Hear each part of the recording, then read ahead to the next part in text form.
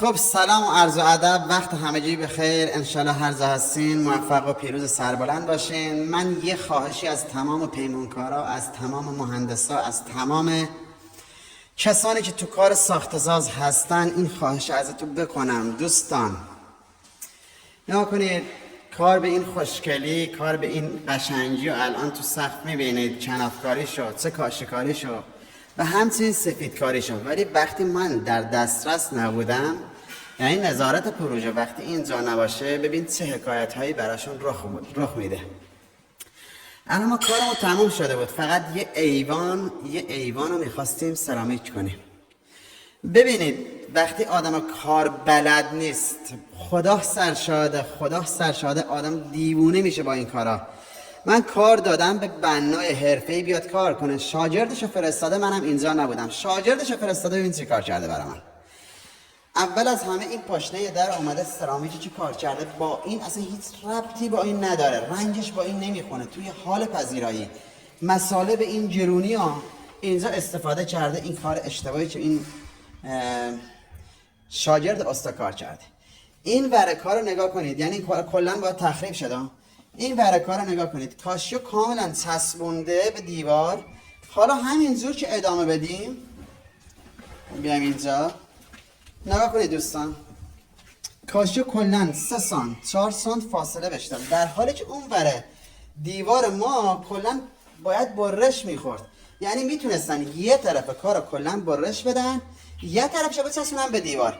اینا رو میگن کار نادون کاری که مثلا من باید الان تخریب کنم و دوباره کاری بشه به 1001 اتفاق دیگه.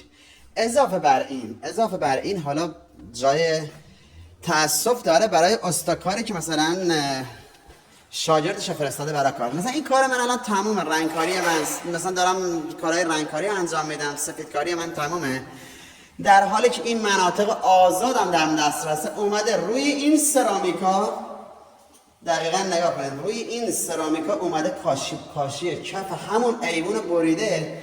دیواری که من این همه زحمت کشیدیم سفیدکاری کردیم، ببین چی کارش کرد. خب یعنی آقا حالا بلد نبودی کاشی کار کنی، بماند تو این صحرا، توی این نگاه کن، توی این منطقه به این بزرگی که همه دور تا دورت آزاد، شهری هم وجود نداره، نمیشد کاشی تو آجر رو تا اون پایین ببری که حتما باید داخل ساختمون ببری. به این همه خرابکاری شما اصلا نگاه کنید این کاشیو با این کاشی ببین اصلا رنگش چقدر تفاوت داره. فقط خودتون نگاه کنید. من الان اینا رو کلا باید تخریب کنم و این ویدیو رو گذاشتم براتون. دوستان عزیز، خواهشن خودتون بالای سر کارتون وایسین. وقتی وضعیت گرانی تو کشور زیاد هست، خودتون بالای سر کارتون وایسین، یعنی اصلا رهاش نکنید، یا اینکه حتما یه نظارت بذارید بالای سر کارتون. اضافه بر این حتما استعلام بگیرید که اون بنایی که میخواد برات کار کنه چجوری میخواد کار کنه، کیه و آیا قبلا کار کرده، کارش جز نظام مهندسی بوده یا نه. یعنی شما امروزه دیگه ریسک نباید کنید، یعنی ریسک کارو نباید انجام بدی بگه ایشون ارزونتر کار میکنه. نگاه کن، کاشی کف الان متر 280,000 تومنه.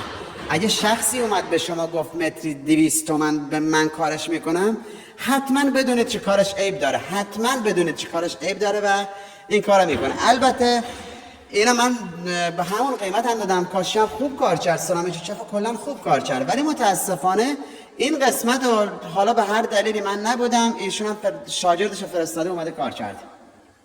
شاید هم حالا نمیدونم چی بگم، رنگ مثلا اصلا کاشی مال بدنه رو آورده تو کف کار کرده. آخه من چقدر وایسیم تخریب کنیم؟ ما کارفرماها، ما پیمانکارا، ما مهندسی باید حتما زجر یه افرادی رو بکشیم، بعد اونا فقط غروب چه میشه میگه آقا مزدمونو بدین. خب آقا دوست عزیز، کارتو به درستی انجام بده، غروب چشات مزدتو بگیر.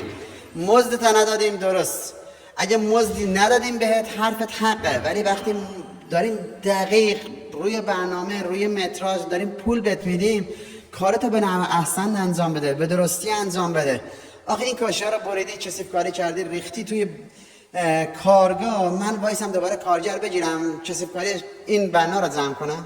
خواهش من از همه دوستان اینه که وقتی میخواد جایی کار کنید یعنی از افرادهای فنی استفاده کنید و کاراتون رو به افرادهای فنی بدین، حتی به صورت دستمزدی باشه، به صورت متری باشه، به صورت هر چی باشه. مسائل ساختمانی به شدت گران شده، هر تخریبی، هر کوچکترین اشتباهی تو کار به خدا بدترین ضربه را به کارفرما، به پیمانکار میزنه.